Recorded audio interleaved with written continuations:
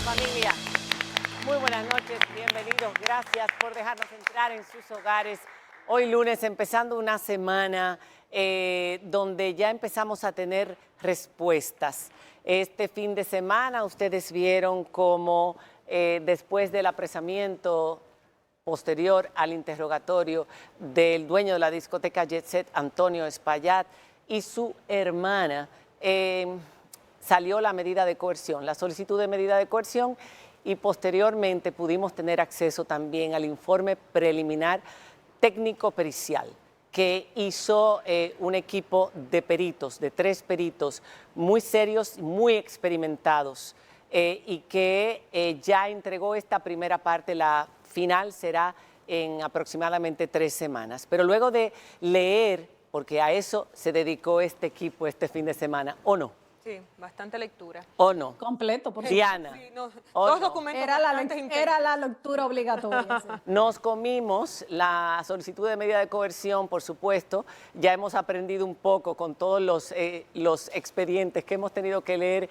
en estos últimos años, pero sobre todo a mí particularmente me pareció muy importante el informe, y de hecho a partir de este informe es que ya empezamos a escuchar y muchas cosas que no habíamos escuchado antes y que cambia esta película. Ya habíamos, a lo largo de estos días, habíamos escuchado algunas declaraciones que se habían ido colando del testigo clave, que iban cambiando un poco esta versión que podíamos tener al principio todos, de que nadie quiere que esto pase, esto fue un accidente, esto quizás se pudo haber evitado, pero quizás por desconocimiento.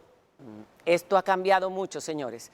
Y en el día de hoy nosotros vamos a tratar de detallarles a ustedes las causas, las acciones y las omisiones que han dado lugar a esta medida de coerción. Así es, durante el fin de semana, además del depósito de la medida de coerción, también se dio lugar a esa primera audiencia que fue aplazada para el miércoles. Vimos algunas de las víctimas que acudieron a esta audiencia y pudimos también ver a los acusados que estuvieron presentes. Definitivamente este documento de solicitud de medida de coerción de 126 páginas, bastante amplio, detalla un sinnúmero de situaciones y acciones que al final pensamos que una conclusión diferente se avecinaría. Sin embargo, el Ministerio Público calificó jurídicamente este acto como homicidio involuntario, y de eso vamos a estar hablando más adelante con nuestros invitados que vieron en la introducción. Tenemos en el día de hoy personas que están representando víctimas de este hecho y que definitivamente ha cambiado un poco también lo que ellos originalmente tenían planificado. Yo creo que Félix Portes es el que tiene más querellas Bueno, bajo su 30. responsabilidad. Ya Félix tiene 30 Así en sus es. manos. Buenas noches, Así Diana. es. Buenas noches. Así es, Félix Portes es el abogado que tiene más víctimas representadas de esta tragedia hasta este momento, pero también vamos a tener al abogado del que se ha convertido en el testigo estrella de la Procuraduría General de la República en todo este caso. Y ciertamente han ido saliendo nuevos elementos.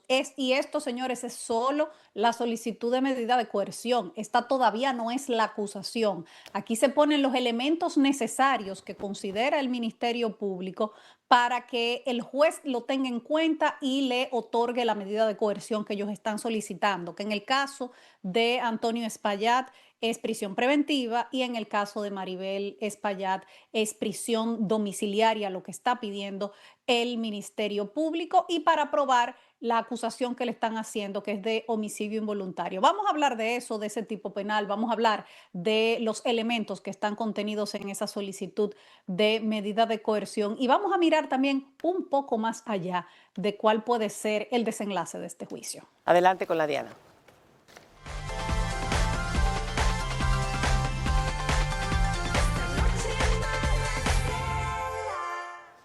Bueno, señores, en ese documento que depositó la Procuraduría General de la República y que hemos estado desmenuzando, se incluyen elementos claves, se incluyen testimonios de empleados de la edificación del Jet Set y empleados también de otras empresas de Antonio Espaillat que daban servicios de mantenimiento en el Jet Set.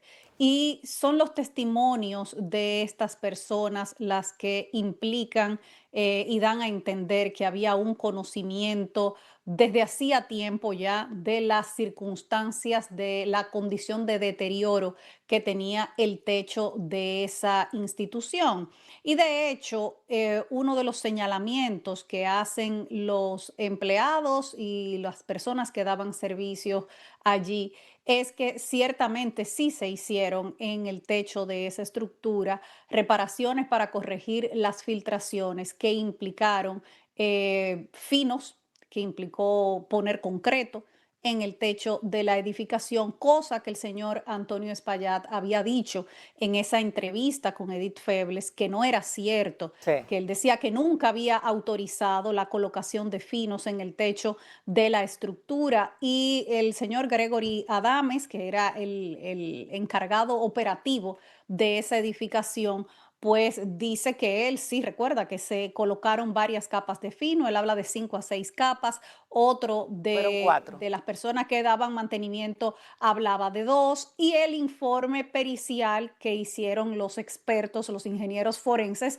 así dan cuenta del espesor de esos finos que tenía el techo y que agregaron carga a la edificación. Sí, 4 capas de fino que sumaban 37 centímetros y medio, que incluso el fino hay que tomar en cuenta que eso no se ve ahí, que en el perímetro tiende a ser más fino, porque a medida que vas hacia el centro del techo, va aumentando, porque se coloca con inclinación en aguas para que el agua fluya. O sea que el peso que tenía esa estructura, plus todo lo demás que estaba en el techo. Pero vamos a ir un poquito hacia atrás. En este informe preliminar es muy interesante ver, porque ustedes recuerdan que Antonio Espaillat dio una entrevista a Edith Febles. En esa entrevista, Edith le preguntaba, don Antonio, ¿alguna vez usted hizo alguna reforma o qué tipo de reformas hizo usted dentro de la edificación? Porque para que el techo se caiga también tiene que haber un debilitamiento de la estructura que lo sostiene. Y esa estructura lleva columnas, lleva vigas postensadas, lleva losas que van entre las vigas, losas prefabricadas, y luego está el fino que se le coloca, que no debe pasar de 5 centímetros. ¿Qué fue lo que respondió Antonio Espaillat? Vamos a verlo. Impermeabilizamos. Nosotros nunca autorizamos un fino. O sea que En los últimos 30 años. No sé. cuando se hizo esa remodelación, ¿fue un personal calificado? Sí, todo lo que nosotros hicimos siempre contratamos ingenieros, expertos en el área. Y nunca nadie se fijó, nunca nadie miró. No, porque, como le explico, eran remodelaciones de abajo, o sea, del salón. Telas, alfombras, sillas, bares, decoración. Cuando se puso arriba que usted decía que se impermeabilizó, ese personal tampoco notó nada. Ok, ahí estuvimos Bueno, viendo ahí que, está. Que básicamente lo que él hablaba es que fue decoración. Sin embargo, oigan bien, el levantamiento estructural que se trató de hacer en el año 2014, en ese año se trató de hacer un levantamiento estructural, parece que previo a la remodelación que se pensaba hacer en el año 2015 y que efectivamente se hizo, en ese año solamente se llegó a un 10% de la edificación. Oscar Inver, el ingeniero José Manuel Hernández Coste, fue contactado por el arquitecto Oscar Inver a los fines de realizar un ensayo no destructivo en hormigón y acero, levantamiento estructural en la edificación del Jet Set, presentándose en el mes de julio de ese año, donde solo pudo panear 3 columnas y determinar 2 zapatas, ya que el trabajo no se le dio continuidad por los responsables de contactarlo, quedando esta labor en un 10% del progreso. Eso es importante saberlo, que se pudo haber estudiado estructuralmente esta edificación en el año 2010. Cuando ellos lo tomaron en el 94, no hay ningún indicio dentro de este estudio de lo que se hizo en la edificación. Sin embargo, ya en el año 2015 la cosa cambió, señores. En el año 2010, una remodelación general, que incluyó mejoras en la infraestructura, sistemas de climatización y decoraciones estéticas. En el 2014, la intención de hacer ese levantamiento estructural, que no se completó, solo un 10%. En el 2015, instalación de un escenario renovado en la parte este. un escenario que implicó remover una columna que el ingeniero que fue responsable de esta obra, Rafael Mejía, dice que ya estaba removida, que es la del escenario, la columna del escenario y el muro de mampostería que estaba también y que soportaba carga, para poder dejar el hueco del escenario, que era bastante amplio, cerca de 8 o 9 metros. No tengo la medida exacta porque esos planos tampoco la tienen. Ahí también se pusieron sistemas de iluminación profesional, una pista de baile actualizada, nuevas áreas de bar, una zona VIP ubicada en el segundo nivel, también la que implicó modificaciones estructurales. De igual manera, se añadieron anexos funcionales. Entonces él dice en la entrevista que nunca se hizo una reforma estructural. Del lado derecho, donde estaba el bar, también se llevó un muro de mampostería. Entonces, en el techo ya estábamos hablando de que él dijo que no habían jamás puesto un fino bajo su responsabilidad. Él tomó la discoteca ellos tomaron la discoteca en el año 94, por ende tenían ya 32 años con esa edificación, una edificación de los años 70, póngase usted que le habrían echado algún fino previo, pero esa cantidad de finos que yo quiero que se vea esa fotografía, que esa fotografía no la tiene el estudio porque fue una persona que estuvo ahí ese día, en ese rescate, y que incluso había estado en la noche en la fiesta.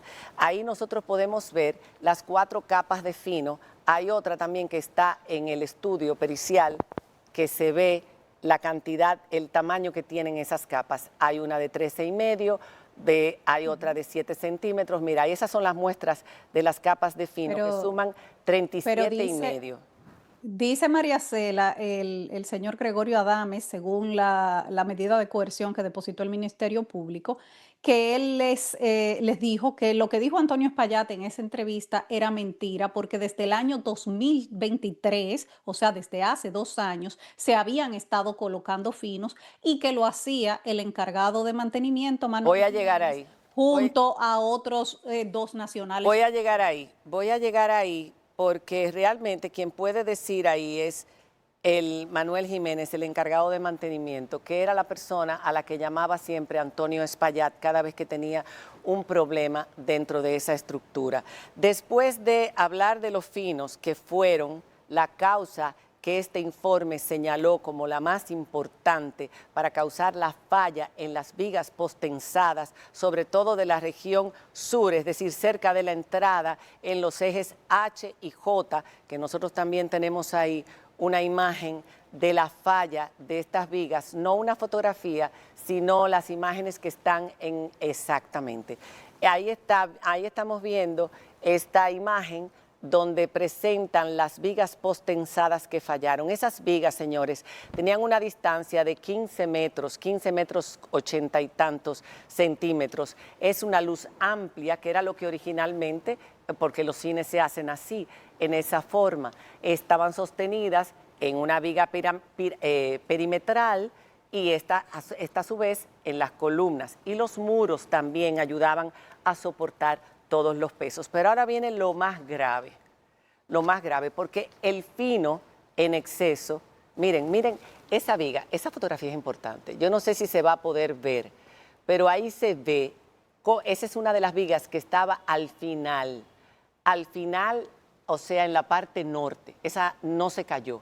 Y ustedes ven en qué condición se encontraba esa viga. Tenía una explosión. No, una fractura, una grieta de abajo hacia arriba, y esa pequeña explosión del cemento, que no fue producto de la torsión, porque sí hubo torsión, pero yo no soy ingeniero estructural, pero me asesoré este fin de semana con un ingeniero para poderles informar esto. Por último, lo más grave es esto. Lo más grave es que ellos hicieron todos los esfuerzos para que nosotros entendiéramos que encima de ese techo no había prácticamente nada que pudiera haberlo hecho colapsar. Ya hablamos del fino, que es la causa número 1, pero si usted le agrega al debilitamiento que ya usted ha provocado en la estructura, que es fundamental para una estructura de este tipo, con remover la columna, con quitar los 2 muros de mampostería, etcétera, etcétera. Si usted a esto le agregó las 4 capas de fino groseras, porque no se puede, hay que quitar una para poder poner otra, eso no se puede poner una encima de la otra. Entonces usted empieza a agregar al techo elementos. En el 2011 habían 7 elementos visibles con equipos mecánicos aislados o pequeñas unidades técnicas, lo que indica que ha sido usado con fines operativos. En el 2014 se registra un aumento a 9 elementos. En el 2015 la cantidad asciende a 12 unidades, evidencia de expansión más intensa del uso técnico de la cubierta. En el 2016 el número de equipos se establece en 14 elementos, se mantiene así en el 17, 18, 19, 20 y 21, igual con variaciones en la distribución, el tamaño y el tipo de equipos instalados. Y entre el 2022 al 2025, el número de elementos en el techo, señores, alcanza su punto máximo con 17 instalaciones visibles, casetas técnicas, ductos, unidades de climatización de mayor volumen y tinacos de agua. 4 tinacos llenos, 3 por lo menos estaban llenos, según Gregory. El techo se convirtió en otra área operativa auxiliar de la discoteca y los techos no están diseñados para eso. Esa parte donde ustedes ven los 3 equipos de aire acondicionado y donde usted ve los tinacos, ahí es donde está la viga. Mía, ve a ver si busca la viga que recibía la mayor carga y por la que falló, empezó a fallar esta construcción, este techo.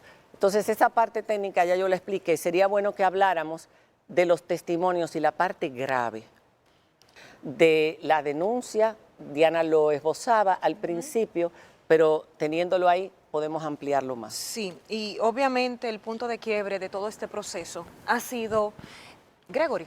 Decía Diana al principio, testigo clave, y efectivamente así lo ha sido.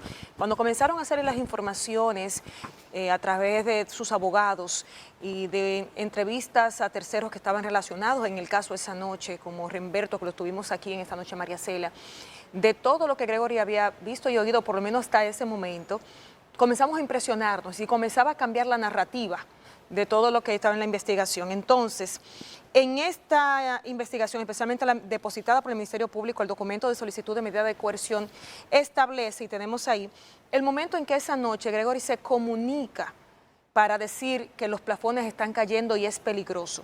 Tenemos la imagen de esta conversación de WhatsApp que está contenida. Esa fue a las 2:40. Esa conversación que fue después que le cayó el plafón a Remberto. No, esa conversación de WhatsApp, la primera, fue a las 2:44, cuando Gregory llega al Jet Set, después de que hubo la denuncia del sábado de la chica que le cayeron los pedazos de plafón. Gregory llega al Jet Set al otro día en la mañana para ubicar las sillas y se da cuenta que los techos no se han colocado. Entonces llama a todos los demás y ahí es que advierte el problema que está pasando con las piedras que están cayendo en los plafones. Eso fue en la tarde. Eso fue en la tarde. Entonces, continuando después de esta parte, lo importante de esto es que muestra en conversación que previamente a lo ocurrido esa noche con el colapso del techo, así lo ve el Ministerio Público, había una advertencia de la situación que estaba ocurriendo con los plafones. Posterior a eso, recuerden que esa noche él dice en testimonio, que no está en fotografía, que conversó con la administradora del local, quien también le había dicho la situación tras la caída del plafón a Remberto, y entonces él da la información. El punto es que esto no es solamente lo que pasa, sino que también hay información posterior que preocupa aún más al Ministerio Público y califica de obstrucción a la justicia y coacción de testigos. Y esto vamos a hacer la cita directamente de la medida de coerción, que es donde dice Gregory Adames recibió la visita de la señora Espaillat, de Maribel, y le dice textualmente lo siguiente. Le dice, vamos a leerlo de aquí porque no puedo... La última parte solamente por cuestiones de tiempo. Le expresó lo que podía ocasionar 20 años de cárcel a Antonio Espaillat y le agregaba, tú sabes cómo son las cosas. Esto para el Ministerio Público es determinante para la solicitud de medida de coerción porque implica para ellos que hay una coacción para estos testigos. Y recuerden que además, previo a esto, hubo una nota de Diario Libre donde ella hablaba de todo lo que, cómo la cubrió su esposo con su cuerpo, la tragedia, cómo estaba viva y era un milagro, de la familia que eran los empleados, de que había conversado el día antes, el sábado, con un Gregory, ella menciona Gregory, no menciona el apellido, Sí. De cómo eran, qué gran equipo, le decía, y hablaba de él en pasado inclusive. Ella decía, rememora con especial cariño a Gregory, uno de los miembros del equipo con quien había compartido una conversación apenas días antes. El sábado yo estaba sentada con él, eso es el sábado antes de la desgracia del lunes, y Gregory, qué equipo tan bueno tenemos, le decía. Estos muchachos son un regalo, nunca pensé que sería la última vez que hablaríamos. Y ahí cuando Gregory se entera de esto, dice, pero entonces yo estoy muerto. Y él no estaba muerto. Vamos a hablar a continuación. Antes quedó una cosa que para mí es importante para ustedes. Hay una foto de un plafón craqueado. Nosotros pensábamos que los plafones estaban cayendo porque se estaban mojando, producto de que el agua entraba por los ductos, se sostenía en una lona, ustedes han visto esas famosas lonas, para evitar que cayera sobre los plafones, los maltratara y estos a su vez cayeran en el suelo. No, señor. Echa para atrás otra vez esa fotografía. Gregory lo advirtió. Están cayendo pedazos del techo sobre los plafones. Cayeron cuando ellos fueron a arreglar los plafones en la tarde. Lo dijo a los otros tres. Y Manuel Jiménez, el encargado de mantenimiento de RCC Media, dijo que eso había sido una puerta que se había cerrado. Fue un golpe seco que se oyó que cayó sobre el plafón. Y cuando ustedes ven un plafón craqueado así, eso no es por agua, eso es por un golpe. Y esa foto la vio don Antonio Espaillat. Antes de la fiesta, la vio en la tarde, porque se la mandaron. Y le dijeron que estaban cayendo piedras sobre los plafones, estaban cayendo pedazos de techo. Eso es completamente diferente a todo lo que nosotros creíamos de que eran los plafones que se mojaban y caían. Cuando regresemos de este informe, que es bastante contundente, vamos a hablar con los abogados sobre lo que se espera de todo este proceso por parte de las víctimas. Y vamos a empezar con el abogado de Gregory Adames, que precisamente cambia todo este juego con sus declaraciones. Ya volvemos.